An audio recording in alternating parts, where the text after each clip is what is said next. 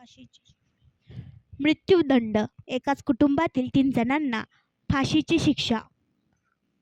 शेतीच्या वारस हक्काला घेऊन भाऊ आणि बहीण यांच्यात सुरू असलेला वाद विकोपाला जाऊन बहिणीने आपल्या पती व मुलासह आपल्याच 2 भाऊ व त्यांच्या 2 मुलांसह चौघांची निर्घृण हत्या केल्या प्रकरणातील 3 आरोपींना शुक्रवार दिनांक 17 मे रोजी जिल्हा व सत्र न्यायाधीश चकोर श्रीकृष्ण बाविस्कर यांनी मृत्यूदंडाची म्हणजेच मरेपर्यंत फाशीची शिक्षा ठोठावली. अकोट सत्र न्यायालयाच्या इतिहासात पहिल्यांदाच हत्या प्रकरणातील आरोपींना फाशीची शिक्षा सुनावण्यात आली असून मृत्यूदंडाच्या शिक्षेची अंमलबजावणी ही आरोपींच्या गळ्याला दोरखंडाचा फास लावून मरेपर्यंत लटकवून करण्यात यावी असे आदेशात नमूद केले आहे. मृत्यूदंड मिळालेले 3 गुन्हेगार हे एकाच कुटुंबातील आहेत.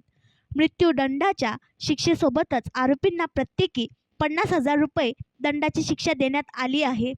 दंड भरला नाही तर आरोपींना 5 वर्षाचा अतिरिक्त कारावासाची शिक्षा भोगावी लागणार आहे असे आदेशात नमूद केले आहे.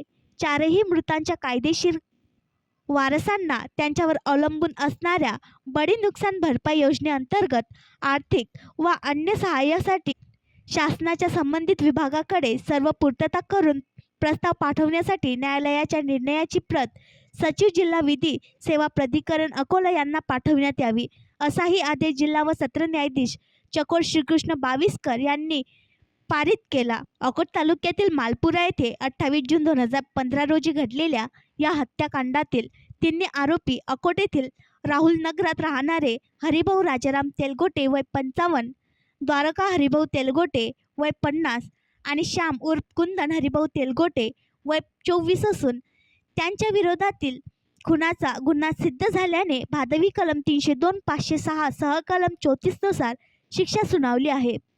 आरोपींना प्राधान्याने कारावासाची शिक्षा संयुक्तपणे म्हणजे एकत्रितरित्या भोगावयाच्या आहेत. मात्र रोखदंडाची रक्कम न भरल्यास भोगावयाची वैकल्पिक कारावासाची शिक्षा आरोपींना स्वतंत्रपणे म्हणजे एकानंतर दुसरी अशा भोगावयाची आहे. मालपुरा येथे 28 जून 2015 रोजी घडलेल्या हत्याकांडातील थोडक्यात हकीकत अशी आहे की मालपुरा गावाजवळ असलेल्या शेतीबाबत द्वारकाबाई हिने वारसा हक्काप्रमाणे शेतीच्या हिस्स्यासाठी दिवाणी न्यायालय तेल्हारा येथे दिवाणी दावा केला होता.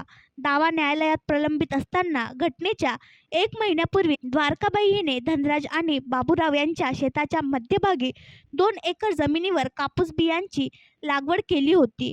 त्यावर धनराज व बाबूराव यांनी पुन्हा पेरणी केली. या कारणाने त्यांच्यात वाद सुरू झाले होते. दरम्यान द्वारकाबाई 28 जून 2015 रोजी दुपारी 3 वाजताच्या सुमारास वादग्रस्त शेतात कापसाच्या बियांची लागवड करीत असताना तिचा धनराज व त्यांची मुले शुभम व गौरव यांच्यात वाद झाला. आणखी नवीन व्हिडिओ पाहण्यासाठी आमच्या देशमुख एक्सप्रेस न्यूज चॅनलला सबस्क्राईब करा, लाईक करा आणि शेअर करा.